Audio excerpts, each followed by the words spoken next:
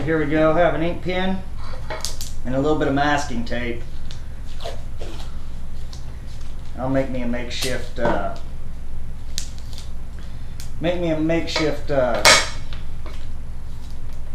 little guide on here. That way I don't form the leather too tight and the firearm won't slide in and out very easily. You want it to be able to retain the firearm, but at the same time you don't want it to be stuck in there so tight you can't pull it out or reholster effectively. So there we go.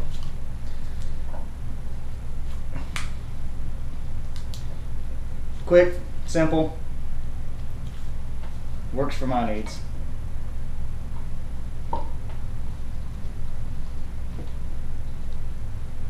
Yeah, that'll work out real well.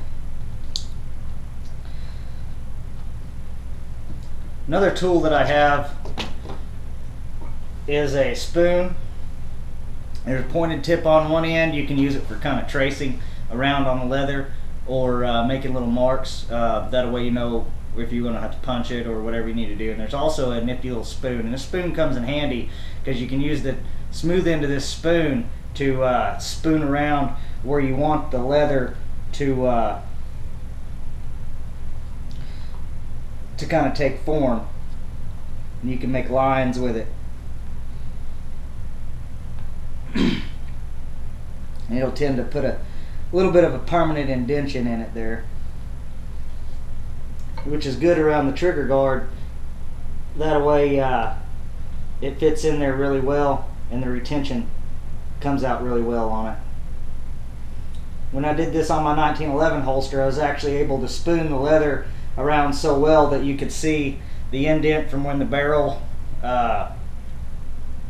stops down there where it cuts off by the barrel bushing on the end of the 1911, and I'll show that off in a little bit once I get this kind of spooned out a little bit.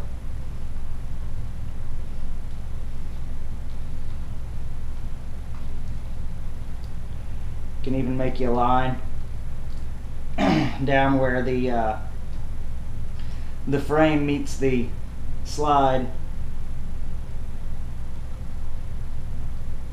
Kind of a little bit of an added visual effect, I guess you could call it.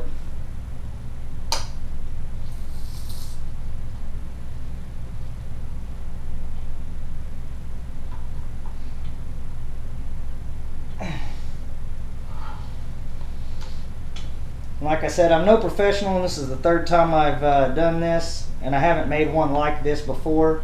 This is just the third attempt at making a holster that I've had. I've never had any formal training, and everything I've done I've kind of learned off of YouTube videos or just a little bit of experience. So if I have different things wrong with my technique, you know, go ahead and you can criticize me. I'm not going to cry about it. I know there's a lot of little sisters on YouTube that can't take any criticism, but I was a paratrooper in the Army for 4 years and been to Baghdad. I can handle a little bit of "you suck." Alright.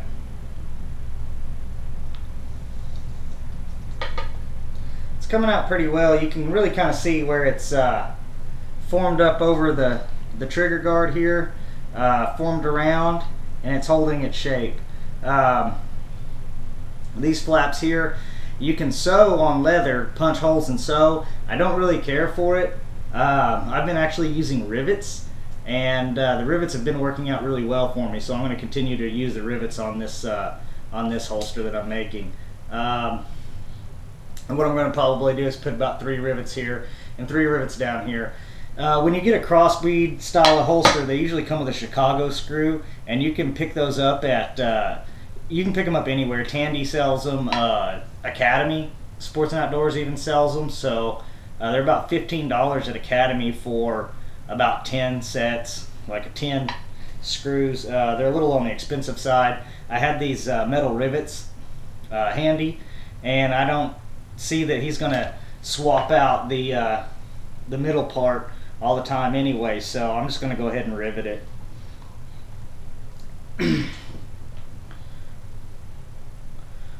Alright, so there's my finished product. Here's the inside of it. You can really tell where the leather kind of formed off into it, and hopefully it'll hold its shape pretty well and hold retention. And the tighter you put your belt, of course, across your holster through your belt loops, it's going to definitely aid in retention. So there it is. I'm going to rivet it, probably at a little bit of an angle here.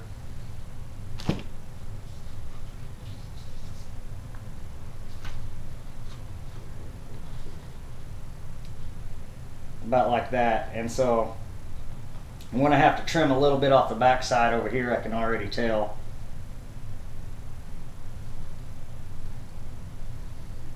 Because I kind of want it to sit a little cocked at an angle.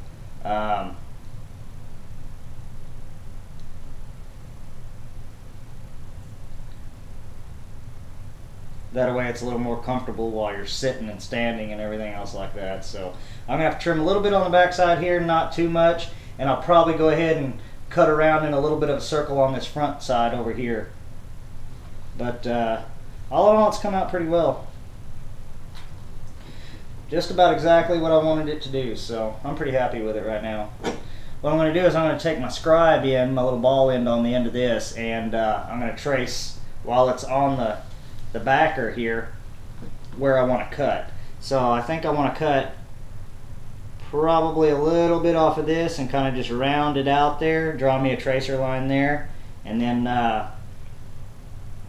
go ahead and probably connect it in up here where it overhangs a little bit.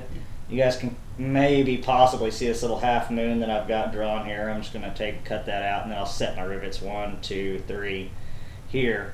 And I could probably go ahead and round that off too, and round this off too. That way I kind of got some rounded corners here and I'm not looking so square.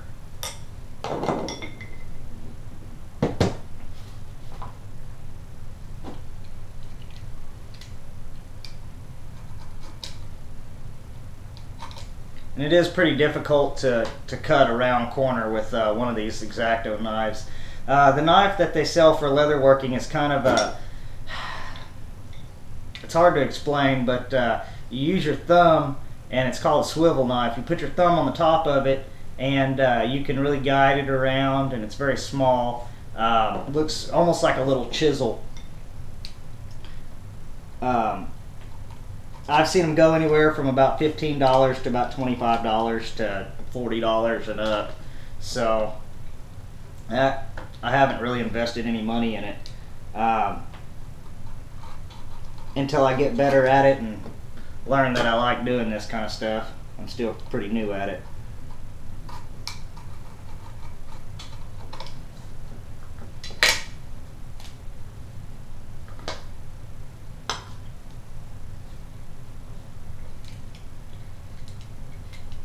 Take your knife and you can trim off a little bit of it, kind of smooth out the edges a little bit.